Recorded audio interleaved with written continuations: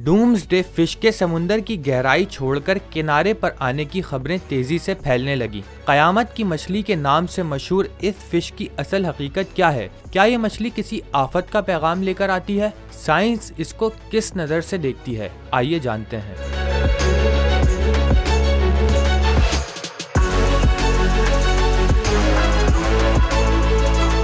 कयामत की मछली दरअसल एक नायाब समुद्री मखलूक है जिसका असल नाम ओआर फिश है। इसकी लंबाई 11 मीटर तक हो सकती है और ये चमकदार सिल्वर रंग की होती है, जिसकी वजह से ये नजर आते ही खौफ की अलामत बन जाती है। जापान और फिलिपाइन में एक पुरानी रिवायत है कि अगर ये मछली पानी की सतह पर नजर आ जाए तो ये किसी बड़े खतरे, ज़लज़ले या सुनामी की अलामत होती है। साइंसदानों का कहना है कि ओआर फिश आमतौर पर गहरे समुद्री पानी में रहती है, लेकिन जब समुद्र में किसी भी वजह से दबाव या दर्जे हरारत तब्दील होता है तो ये सतह पर आ जाती है। ये मछली खुद किसी कुदरती आफत का सबब नहीं बनती, बल्कि समुद्री माहौल में होने वाली तब्दीलियों का इशारा दे सकती है।